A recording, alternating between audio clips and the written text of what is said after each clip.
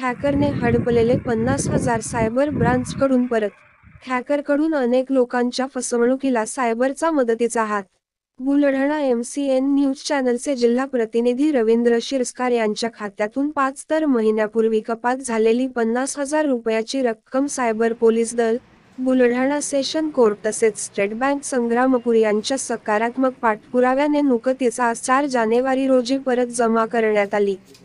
याबाबत रवींद्र शिरस्कार यांच्या सोबत घडले असे की त्यांना व्हॉट्सअपवर आलेल्या भारतीय स्टेट बँकेच्या बनावट लिंकवर त्यांच्याकडून बँकेचे ॲप समजून अनादराने क्लिक झाल्याने त्यांच्या कर्ज खात्यातून लागोपाठ 15,000 आणि 5,000 असे 4 SMS त्यांच्या मोबाईलवर आले.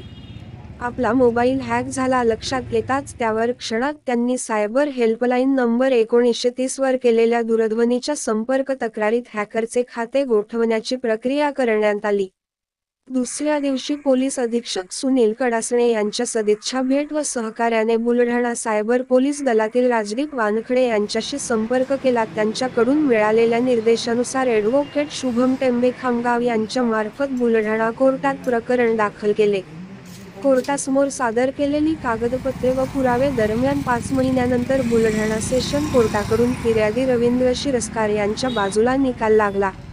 State bank Sangrampur register mail ID वर आलेल्या कोर्टाच्या निकाली प्रकरणाचा आदेशाला दुजोरा देत संग्रामपूर स्टेट बँकचे ब्रांच मॅनेजर संदेश मगरे यांनी सायबर नोडल ऑफिस मुंबई शाखेच्या निदर्शनात आणत अखेर 4 जानेवारी रोजी हॅकरच्या होल्ड लावलेल्या खात्यात रक्कम वजा करत रवींद्र शिरस्कार यांच्या खात्यात जमा करण्यात आली आहे. लाईक करा, चॅनलला सबस्क्राईब करा आणि बेल आयकॉन प्रेस करा. नमस्कार. श्री रवी शिरस्कार यांच्या खात्यामधून सुमारे 5 महिन्यापूर्वी 50,000 रुपयाचा फ्रॉड झाला होता. त्यांनी एका अननोन लिंकवरती क्लिक करून KYC करण्यासाठी त्याच्यावरती त्यांचे इंटरनेट बँकिंगचे क्रेडेन्शियल शेअर केल्यामुळे त्यांच्या खात्यामध्ये 50,000 रुपयाचा फ्रॉड झाला होता. त्यानंतर त्यांनी सायबर सेल बुलढाणा येथे त्याची तक्रार नोंदवून पुढची कारवाई सुरू केली. त्याचा त्यांनी पाठपुरावा केला. त्यानंतर आज दिनांक 4 जानेवारी 2025 रोजी माननीय न्यायालय यांच्या आदेशानुसार आपण त्यांचे 50,000 रुपये त्यांना परत मिळवून दिले. यासाठी आम्ही आमचे लोकल हेड ऑफिस मुंबई यांच्याशी वारंवार पत्रव्यवहार केला आणि याचा फॉलोअप घेतला.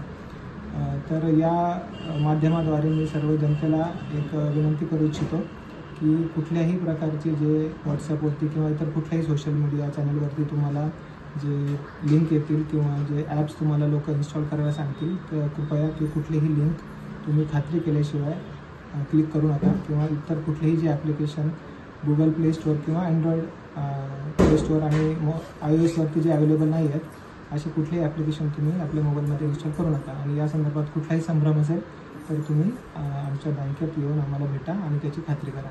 धन्यवाद.